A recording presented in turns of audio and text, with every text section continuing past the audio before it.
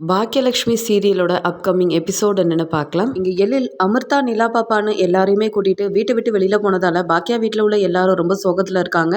ஒரு பக்கம் ஈஸ்வரி உட்காந்து ரொம்ப அழுதுட்டு இருக்காங்க.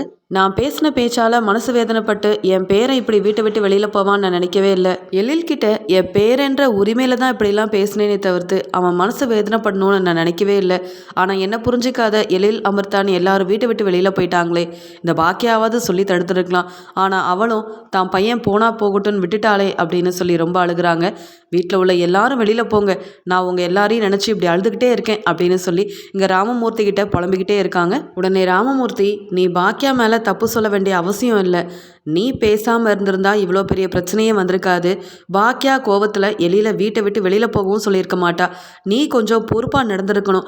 இப்போ போனதுக்கு அப்புறமா எழில் வீட்டில் இல்லைன்னு தெரிஞ்சுக்கிட்டு இப்படி உட்காந்து அழுதுட்டு இருந்தா என்ன, போன எழில் வீட்டுக்கு திரும்பி வரவா போகிறான்?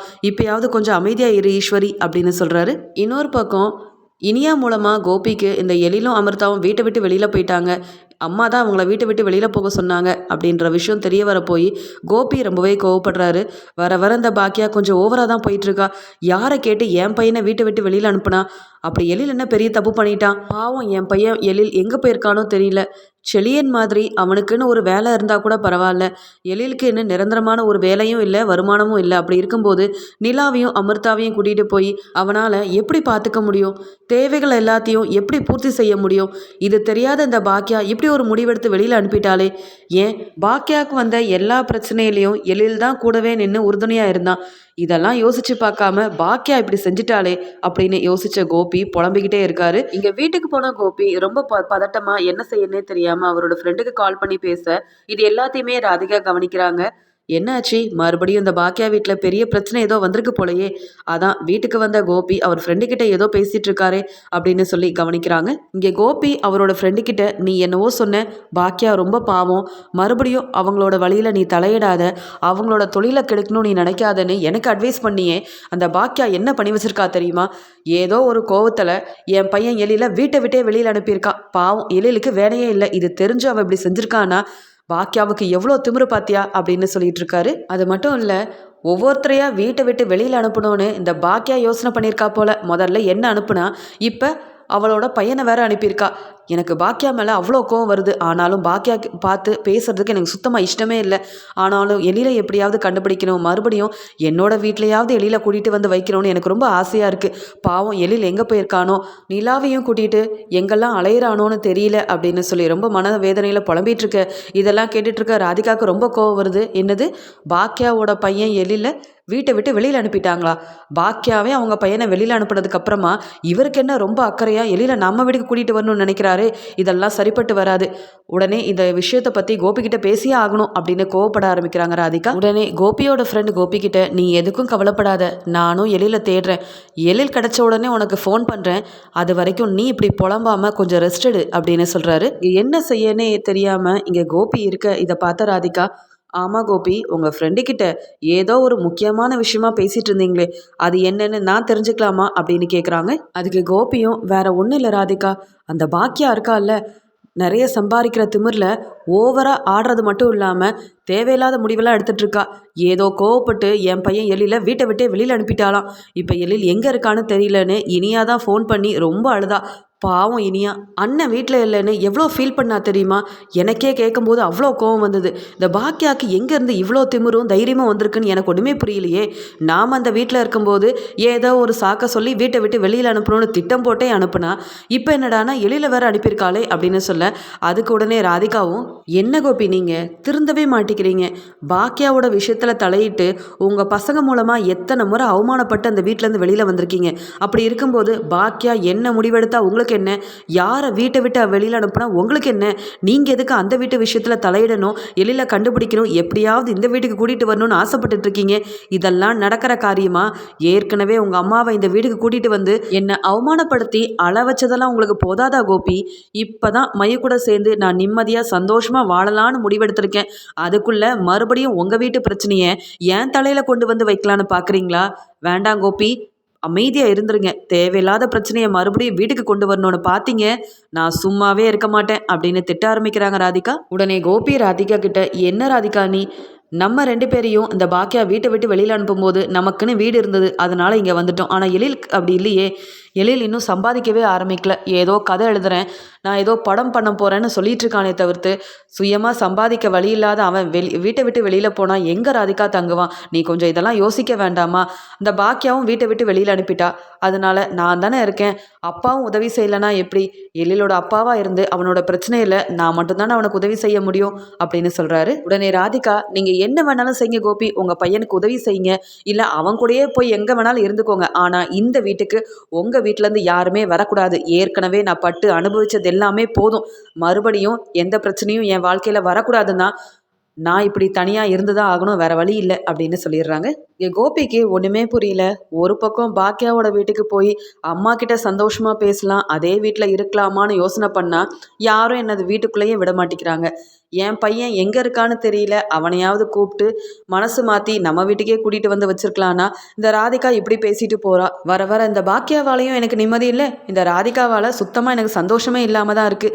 என் பையனுக்கு எப்படி உதவி செய்ய போகிறேன்னு தெரியலையே அப்படின்ற திருன்னு முழிக்க அவரோட ஃப்ரெண்டு கால் பண்ணி இங்கே எழில் எங்கே இருக்கான் அப்படின்ற விஷயத்த சொல்ல, பரவாயில்ல இப்போ என் பையன் எழில் எங்கே இருக்கான்ற விஷயமாவது தெரிஞ்சுதே, அவன்கிட்ட போய் பேசி சமாதானப்படுத்தி எப்படியாவது அவனுக்கு ஒரு நல்ல வழியை காட்டணும், அவனுக்கு நான் உதவி செய்யணும் அப்படின்ற ஆசையில் எழில் இருக்கிற இடத்துக்கு கிளம்பி போகிறாரு கோபி. ஆனால் எழில், ஆமாம் நீங்கள் எதுக்கு இங்கே வந்தீங்க?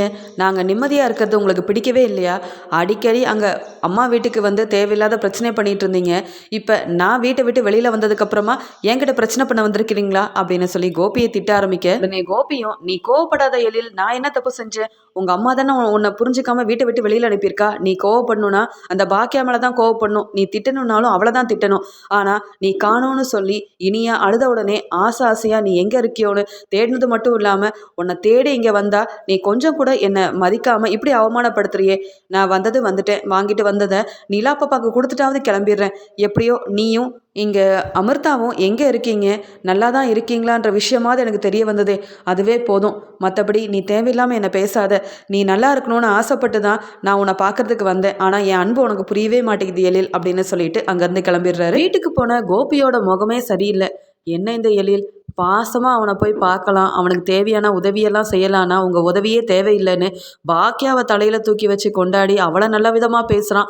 ஆனால் என்ன புரிஞ்சுக்க மாட்டேங்கிறானே. ஆனால் அந்த பாக்கியா தான் வீட்டை விட்டே வெளியில் அனுப்புடான்னு தெரிஞ்சிருந்தும் எல்லாரும் இந்த பாக்கியாவுக்கு தான் சப்போர்ட் பண்ணுறாங்க. நான் எனக்கு பிடிச்ச மாதிரி ராதிகாவை கல்யாணம் பண்ண போய் என் பசங்க மட்டும் இல்லை என் அம்மா கூட வர வர என்னை மதிக்க மாட்டேங்கிறாங்களே அப்படின்னு ஒரே குழப்பத்தில் மறுபடியும் இங்கே வீட்டுக்கு வர இதை பார்த்த ராதிகா, என்ன கோபி மறுபடியும் பாக்கியா வீட்டு பிரச்சனையே தான் நீங்கள் புலம்பிக்கிட்டே வரீங்களா என்ன அப்படின்னு கேட்க, வேற என்ன ராதிகா, என் பையன் எழில பார்க்க போனா அவன் என்னை புரிஞ்சுக்காம அவமானப்படுத்தி அங்கேருந்து அனுப்பிட்டான், அதான் மனசு ரொம்ப வேதனையாக இருக்குது. பாக்கியா வீட்டை விட்டு வெளியில் அனுப்புனா பாக்கியா மேலே தானே அவன் கோவப்படணும். ஆனால் அவன் எங்கே போனானோ எங்கே இருக்கானோ அவனுக்கு பண தேவைப்படுமே, பணத்தெல்லாம் எடுத்துட்டு என் பையன் எழில பார்க்கறதுக்கு போனால் என்னை உள்ளே கூப்பிட்ட உடனே அவ்வளோ பேச ஆரம்பிச்சிட்டான். நான் வாங்கிட்டு போன எல்லாத்தையுமே நிலா பாப்பா கிட்ட கொடுத்துட்டு தலையை தொங்க போட்டுட்டு வெளியில் வந்தது தான் மிச்சம். என்னை என் பையன் யாருமே புரிஞ்சுக்க மாட்டேங்கிறாங்க. என்ன தான் பாக்கியா செஞ்சாலும் அவள் தான் நல்லவன் நினைக்கிறாங்க. நான் நல்லது செஞ்சால் கூட என்னை யாரும் திரும்பி கூட பார்க்க மாட்டேங்கிறாங்க. அதான் அவமானப்பட்டு இப்படி வந்து நிற்கிறேன் அப்படின்னு சொல்கிறாரு. உடனே ராதிகா ஆரம்பிக்கிறாங்க, இது என்ன தெரிஞ்சது தானே கோபி, எப்படினாலும் அங்கே போய் அவமானப்பட்டு வருவீங்கன்னு எனக்கு நல்லாவே தெரியுமே. உங்களுக்கு தான் உங்கள் பசங்க மேலேயும் உங்கள் குடும்பத்து மேலேயும் ரொம்ப அக்கறையும் பாசமும் இருக்குது. ஆனால் அவங்க யாரும் உங்களை ஒரு நல்ல அப்பாவாக நினைக்கவே இல்லை. அப்படி இருக்கும்போது அந்த பாக்கியா வீட்டில் உள்ள எல்லாருக்கும் நல்லது செய்யணும்னு நீங்கள் ஏன் நினைக்கிறீங்க? நான் தான் முன்னாடியே சொன்னேன், இது தேவையில்லாத பிரச்சனை, இதில் நீங்கள் தலையிடாதீங்கன்னு. இதில் என்கிட்ட வேற நியாயம் கேட்டீங்கல்ல, இப்பயாவது தெரிஞ்சுக்கிட்டீங்களா உங்கள் பையன் எழிலோட பாசம் உங்களுக்கு எவ்வளோ கிடைக்குதுன்னு? அமைதியாக உங்கள் வேலையை போய் பாருங்கள் கோபி. இந்த வீட்டுக்கு மறுபடியும் எழில கூட்டிகிட்டு வரணுன்ற முடிவை நீங்கள் எடுக்கவே கூடாது, புரியுதா இல்லையா? நீங்கள் வேணும்னா பிள்ளை பாசத்தில் அவமானப்பட்டு நிற்கலாம், ஆனால் உங்கள் வீட்டு ஆளுங்கக்கிட்ட அவமானப்பட்டு நிற்க வேண்டிய அவசியம் எனக்கு இல்லை. எனக்கு மயு மட்டும்தான் முக்கியம், புரியுதா கோபி அப்படின்னு சொல்கிறாங்க. என்னதான் எழில் இங்கே கோபியை திட்டி அனுப்புனாலும் அவமானப்படுத்தி அனுப்புனாலும் கோபிக்கு மனசே கேட்கல. பாவம் இந்த எழில், பணமே இல்லை அவங்கிட்ட, பெரிய வீடை விட்டுட்டு அங்கே ஒரு ஹோட்டலில் ரூம் எடுத்து தங்கியிருக்கான். இது எல்லாத்துக்குமே காரணம் இந்த பாக்கியா தான். பாக்கியா கொஞ்சம் கூட வீடை பற்றி கவனிக்கிறது இல்லை, வீட்டில் இருக்க பசங்களை பற்றி கவனிக்கிறது இல்லை. அவளுக்கெல்லாம் அவளோட தொழில் மட்டும்தான் முக்கியம், நல்லா சம்பாதிக்கணும், இதை பற்றியே யோசிக்கிறாளே அப்படின்னு பாக்கியா வீட்டில் உள்ளவங்கள பற்றியும் பாக்கியாவை பற்றியுமே புலம்பிகிட்டு இருக்க. இதெல்லாம் பார்த்துட்டு இருக்க ராதிகாவுக்கு ரொம்ப கடுப்பாகுது. இந்த கோபி என்ன கல்யாணம் பண்ணதுக்கு பேசாமல் அந்த பாக்கியா கூடயே வாழ்ந்திருக்கலாம். இந்த வீட்டுக்கு வந்ததுக்கப்புறமா என்ன கல்யாணம் பண்ணதுக்கு அப்புறமாவும் பாக்கியாவோட வீட்டில் இருக்கிற அவங்கள பற்றியே தான் யோசிச்சுட்டு இருக்காரே அப்படின்னு சொல்லி இங்கே கோபியை பார்க்கும் போதெல்லாம் ராதிகாவுக்கு ரொம்ப கோவம் வருது. இனி கோபி பாக்கியாவோட பேச்சையே பேசக்கூடாது, பாக்கியா குடும்பத்தை பற்றி யோசிக்கக்கூடாதுன்னா பாக்கியா கிட்ட தான் நம்ம போய் பேசி ஆகணும், வேற வழியே இல்லை. ஏன்னா பாக்கியா வீட்டில் நடக்கிற எல்லா விஷயத்தையுமே பாக்கியா வீட்டில் உள்ளவங்க தானே கோபி கிட்ட சொல்லிட்டு இருக்காங்க. அதனால தானே கோபியும் வேலையை ஒழுங்காக பார்க்காம எங்களை பற்றி யோசிக்காம பாக்கியா குடும்பத்தில் உள்ளவங்கள பற்றி யோசனை பண்ணுறது மட்டும் இல்லாமல் எழில தேடி எங்கெங்கெல்லாம் அலைஞ்சாரு, போய் அவமானப்பட்டு வேற நிற்கிறாரு. இது எல்லாத்துக்குமே காரணம் இந்த பாக்கியா தானே. பாக்கியாவுக்கும் கோபிக்கும் டிவோர்ஸ் ஆனதுக்கு அப்புறமாவும் மறுபடியும் பாக்கியா வீட்டில் உள்ள எல்லாரும் எதுக்காக கோபி கிட்ட பேசிட்டு இருக்காங்க? இதுக்கெல்லாம் ஒரு பெரிய முற்றுப்புள்ளி வச்சா மட்டும்தான் கோபி ஏன் புருஷனா எனக்கு தேவையானதை செய்வாரு, என்னை பத்தியும் மையோவை பத்தியுமே அக்கறையா இருப்பாரு அப்படின்னு யோசிக்கிறாங்க ராதிகா. இங்க வீட்டுல இருக்க பாக்கியா எழில் வீட்டை விட்டு போன விஷயத்த பத்தியே யோசனை பண்ணி அழுதுட்டு இருந்ததுனால இங்க ராமமூர்த்தி பாக்கியா கிட்ட, ஏமா பாக்கியா, வீட்டில் உள்ள எல்லா வேலையும் நாங்கள் பார்த்துக்குறோம், நீ முதல்ல ஹோட்டலுக்கு கிளம்புமா. வீட்டில் இருந்தனா எழிலை பற்றியும் அமிர்தாவை பற்றியும் நிலா பாப்பாவை பற்றியும் நீ யோசனை பண்ணி ரொம்ப அழுதுகிட்டே இருக்க. போதுமா பாக்கியா, அழுததெல்லாம் போதும். நீ நினச்சது எல்லாமே நல்லபடியாக நடக்கும். கண்டிப்பாக எழிலும் சாதிச்சு காட்டுவான், இந்த வீட்டுக்கு மறுபடியும் திரும்பி வரதான் போகிறான். அது வரைக்கும் நீயும் பொறுமையாக தான் இருக்கணும். நீ எடுத்த முடிவில் எந்த பெரிய தப்பும் இல்லைன்னு எனக்கு நல்லாவே தெரியும். ஏன்னா பாக்கியா எந்த முடிவெடுத்தாலும் அது சரியாதாமா இருக்கும். எங்களுக்கு அதில் ஆழமான நம்பிக்கை இருக்குது அப்படின்னு சொல்லி அழுதுட்டு இருந்த பாக்கியாவுக்கு ஆறுதல் சொன்னது மட்டும் இல்லாமல் பாக்கியாவை இங்கே ஹோட்டலில் போய் வேலை பார்க்கறதுக்கும் அனுப்பி வைக்கிறாரு ராமமூர்த்தி. பாக்கியா செல்வின்னு எல்லாருமே ஹோட்டலில் வேலை பார்த்துட்டு இருக்கும்போது பாக்கியாவுக்கு வேலை செய்யவே முடியல. உடனே செல்வி, பாக்கியாக்கா நீ அமைதியாக உட்காரு, அதான் நாங்கள் எல்லாரும் இருக்கோம்ல, எல்லா வேலையும் நாங்களே பார்த்துக்குறோம், நீ கொஞ்சம் ஆறுதலாக இருக்கா, எதை பற்றியும் யோசிக்காத. நீ அழுது அழுது முகம்லாம் வாடி போயிருக்கு. நீ எடுத்த முடிவில் தப்பு இல்லைன்னு அதான் ஐயா சொன்னார்ல, நீ கவலைப்படாமல் இருக்கா, எல்லாமே நல்லதாகவே நடக்கும் அப்படின்னு சொல்ல. உடனே பாக்கியா, இல்லை செல்வி, நான் என்னவோ ஒரு வேகத்தில் எழில வீட்டு விட்டு வெளியில் போக சொல்லிட்டேன். ஆனாலும் அவன்கிட்ட பணம் இருக்கா, அப்படி நான் போக சொன்னா அவன் எங்கே போவான்? நிலா பாப்பாவை பிரிஞ்சு என்னால் இருக்கவே முடியல. நிலா என் கண்ணுக்குள்ளேயே இருக்கா, அவளை பார்க்கணும் போல தோணுது. இங்கே எழில் வீட்டை விட்டு வெளியில் போனதுக்கு அப்புறமா தான் நான் எடுத்த முடிவு பெரிய தப்போன்னு நான் நினைக்கிற மாதிரி தோணிருச்சு செல்வி அப்படின்னு சொல்ல. அக்கா, இப்போ ஒன்றும் கெட்டு போகலை. இப்போ உனக்கு எழில்கிட்ட பேசணும்னு ஆசைப்பட்டா நீ ஃபோன் பண்ணி பேச வேண்டிதானே. மறுபடியும் நீ தம்பியை கூப்பிட்டா தம்பி என்ன வரமாட்டேன் நான் சொல்ல போகுது. நீ எழில் தம்பிக்கிட்டையும் அமிர்தா கிட்டையும் பேசுக்கா அப்படின்னு சொல்கிறாங்க. எழில்கிட்ட பாக்கியாவுக்கு பேசணும்னு நினைச்சாலும் வேண்டாம் வேண்டாம், அவன் ஒரு முடிவில் இருக்கான், கண்டிப்பாக அவன் வெளியில் போய் சாதிச்சு காட்டணும். இப்போ நான் பேசி மறுபடியும் வீட்டுக்கு வான்னு சொல்லிட்டா இங்கே அத்தை முன்னாடி 2 பேரும் மறுபடியும் அவமானப்பட்டு தான் நிற்கணும். என் பையன் யார் முன்னாடி தலை குனிஞ்சு நிற்கக்கூடாது. எழில நான் படிக்க வச்சு வளர்த்து விட்டுட்டேன், இனி அவன் சம்பாதிக்கணுன்ற ஒரே நினப்பு மட்டும்தான் இருக்கணும்.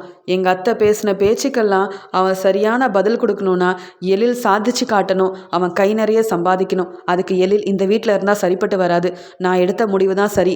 எழில் கண்டிப்பாக சாதிப்பான், நிறைய வேலை பார்ப்பான். எனக்கு என் பையனை பற்றி நிறைய நம்பிக்கை இருக்குது அப்படின்னு யோசனை பண்ணிட்டு இங்கே எழிலுக்கு கால் பண்ணணும் அப்படின்னு நினச்ச பாக்கியா, இப்போதைக்கு எழில்கிட்ட நம்ம பேசவே வேண்டாம், அவனோட வாழ்க்கையை அவனே பார்க்கட்டும், அதுதான் சரி வரும். இன்னும் எத்தனை நாள் தான் இப்படி எல்லார்கிட்டையுமே அவன் அவமானப்பட்டு நிற்பான்? நான் எடுத்த முடிவில் எந்த விதமான மாற்றமும் வேண்டாம் அப்படின்னு முடிவெடுத்துட்டு ஹோட்டலில் வேலையை பார்க்க ஆரம்பிக்கிறாங்க பாக்கியா.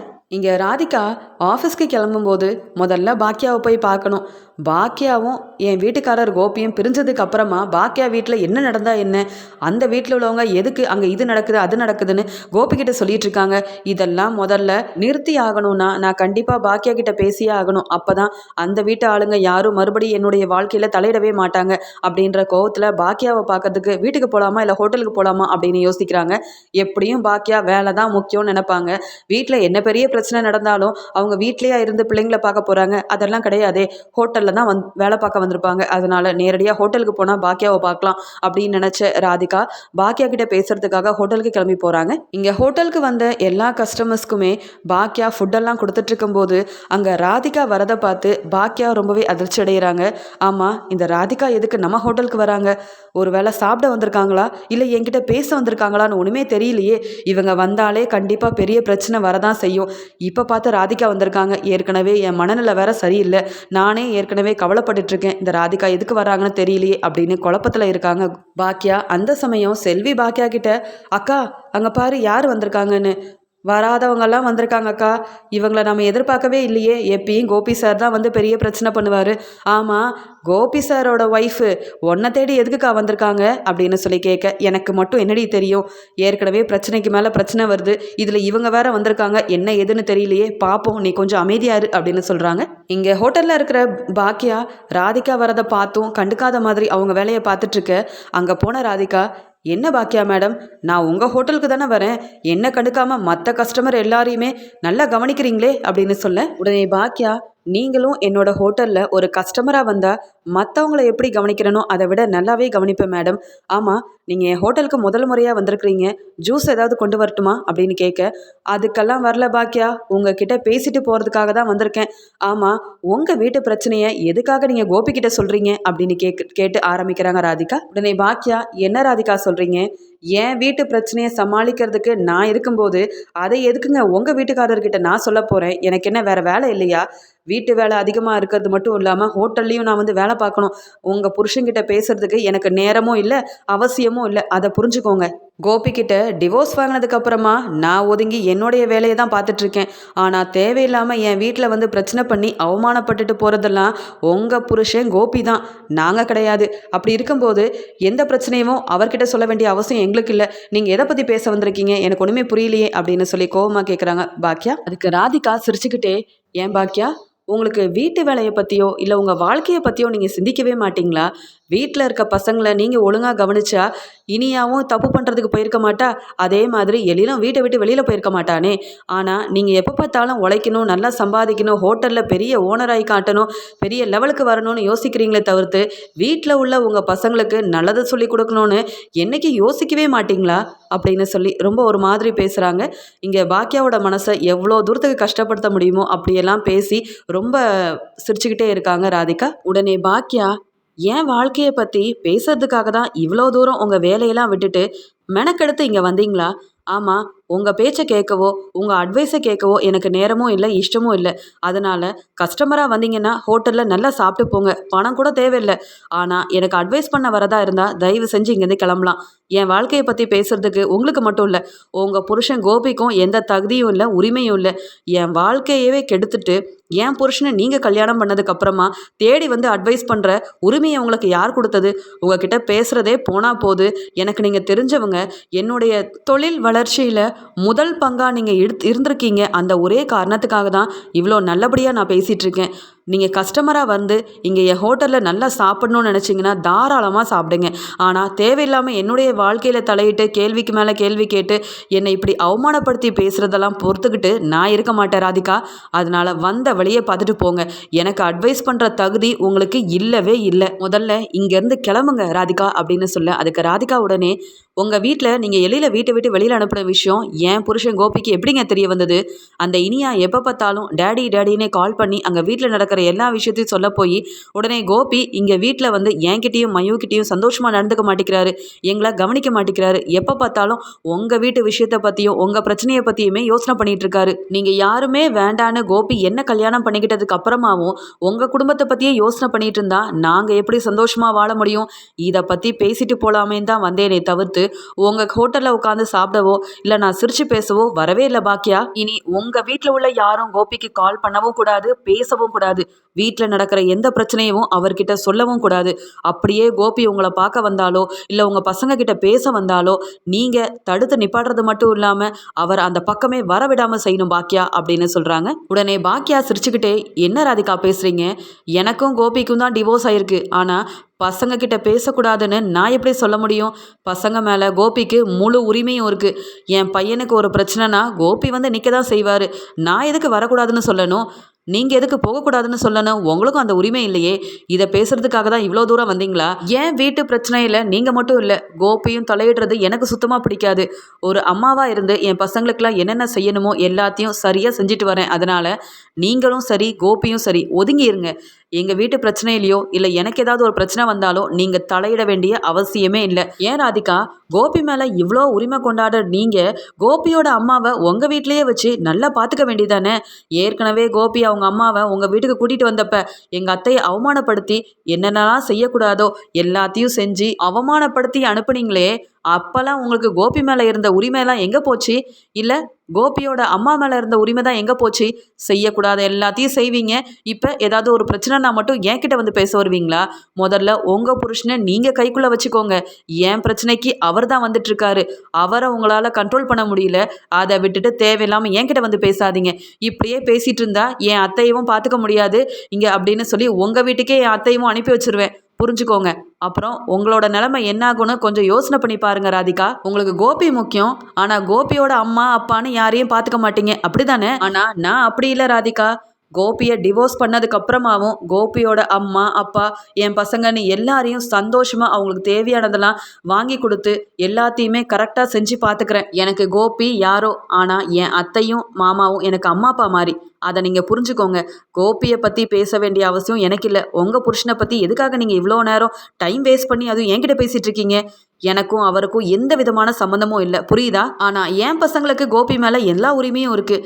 என் பொண்ணாக இருக்கட்டும் என் பசங்களாக இருக்கட்டும் கோபிக்கிட்ட பேச தான் செய்வாங்க. அதுக்கு நான் வந்து இடையாக நிற்கவே முடியாது. அதுக்கு நான் எதுவும் செய்ய போகிறதும் இல்லை.